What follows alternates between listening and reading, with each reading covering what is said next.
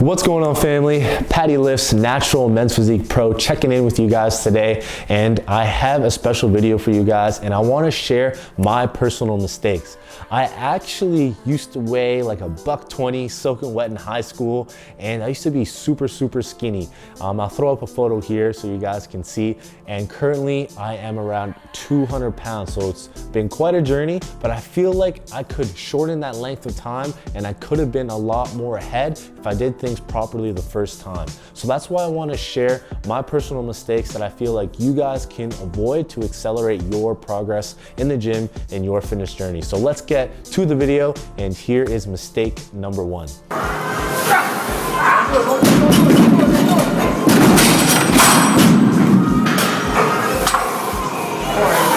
Make sure your form is perfect.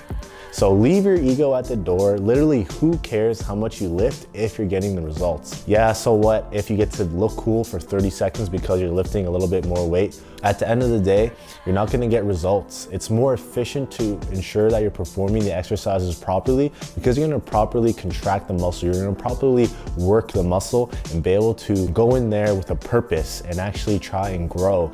And instead of just throwing weight around, unless you're a powerlifter, unless you're a weightlifter, just throw the weight around. But you still have to have good form, because even in a strength aspect, you need to have good form to make sure you're most efficient with the movement. Also, it's a lot safer, and you might not feel anything now, but as you get heavier, as you keep going throughout your journey, you're gonna be more efficient, because you're not gonna have those times of injury where you have to sit out. And trust me, when I first started, I didn't really know how to bench press. My shoulders were moving all over the place. My setup wasn't perfect. It wasn't efficient. And I ended up hurting my chest and my shoulder, where I had to miss out on the gym for 2 months. And this is where I was starting to gain momentum. I was in love with it, so it hurt. And it actually put me back a lot. And I had to go through that hardship per se, where I didn't have to. If I just left my ego at the door, I took my time with my progression, and I did things properly. So number one is literally make sure you're using good form, leave your ego at the door, and I really want to emphasize this. The second thing that I feel like held me back within the first couple years of lifting was that I wasn't tracking my progress. So if I go into the gym and I'm doing 3 sets of 10, and I'm not actually tracking how much weight I'm performing during that workout, I don't know how much more to do the next week. The whole purpose of working out is to progress, get better. If you want to get bigger, if you want to get stronger, you're going to have to eventually move more weight and follow progressive overload. So if I'm performing 100 pounds on the bench press, maybe next week I want to try 105. I want to try 110. And if you're trying to move forward and do this multiple times a week, or maybe you have a heavy day and a medium day, you're not going to remember how much volume overall that you're performing. So there's many reasons why tracking your progress is beneficial. First of all, you're going to know how much weight to do in your next session. You're going to be more goal oriented. Instead of just showing up and doing what you do normally, you're going to have something to chase. You're going to try and hit these numbers. You're going to try and surpass where you have been, versus I know a lot of people, they just go into the gym, they lift the 50s because that's what they always do. So you're not gonna make change if you don't progressively overload, get stronger, and add more volume over time. And this is gonna help benefit in more than just that one way, but it's gonna benefit you with programming. Maybe you're overtraining. Well, how much volume are you actually doing? Maybe you need to tone back on that. If you are a little bit more advanced and you're tracking your RPEs, you can see how hard or easy the previous week was. Maybe you don't want to actually progress and increase weight this time. Maybe you're aiming for just adding a rep, and you can write that down in your notes and say, okay, well, this week, this is how I felt. So you can refer back to your previous week and see what you should do the continuing week, the current week.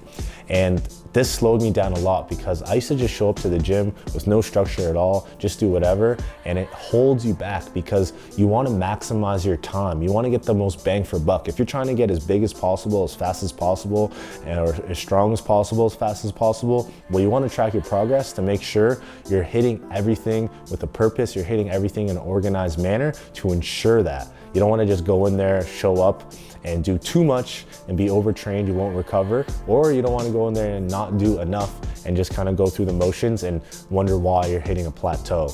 So track your progress. I guarantee it's gonna help you out a lot. Take that extra 30 seconds. Even if it's not the entire workout, take out your notes, know what your PRs are, have them there, and always aim to progress forward. Don't always bulk and cut, switch back and forth. You need adequate amount of time in between. Maybe you start cutting, a week later you start bulking. If you keep going and yo-yoing up and down, you're never actually gonna make any progress. To be honest guys, I didn't make any progress until I actually bulked for 3 to 4 years straight. And that was all through summer, that was all through events, and I was actually happy with it. But then when I cut down, I looked so different. I'm gonna go to an extreme here and put it in a competitor sense. When you cut down for a show, you're actually going to lose muscle, and it's unavoidable for a natural athlete. So when you cut down and you're coming back up after your show, you actually have to gain the muscle back that you lost from your competition prep or your cut, especially if you didn't take an optimal approach. You're gonna lose a little bit of muscle. So once you actually get back to the point where you gain the muscle back that you lost during the cut, you actually need to gain even more muscle on top of that to actually make progress.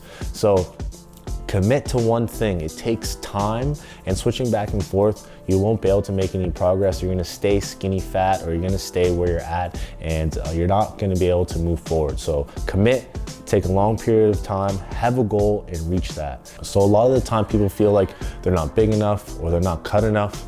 If you cut down and you already haven't been lifting, when you cut down, you're just gonna be really skinny but lean.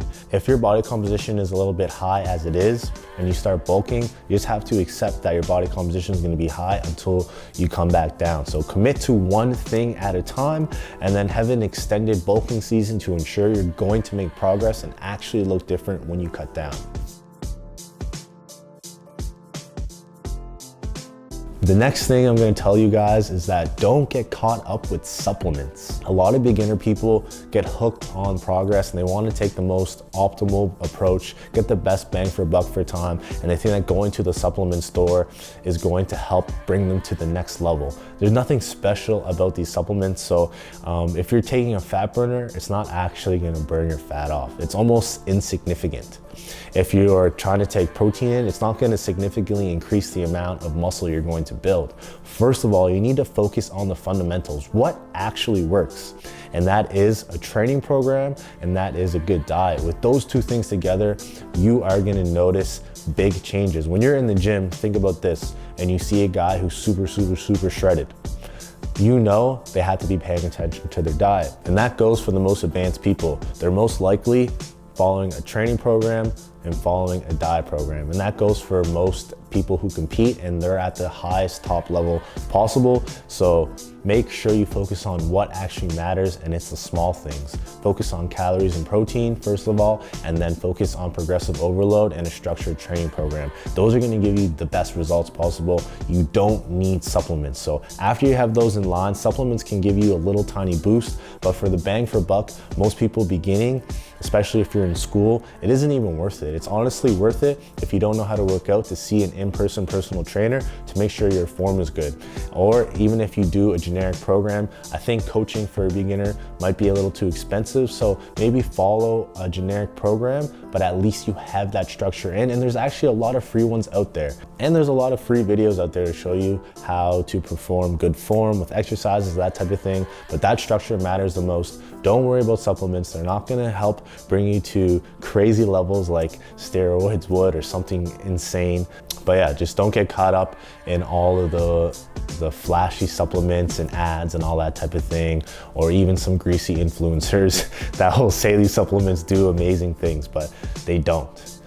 Look at the scientific literature. One of my favorite websites is examine.com. You can look up the exact ingredient on the bottle instead of just looking at the label or like the marketing graphic on the bottle. You can actually read each ingredient, look them up, and see how they actually affect you. So don't waste your money on that. Focus on what actually matters, and then you can use supplements to help supplement your regimen.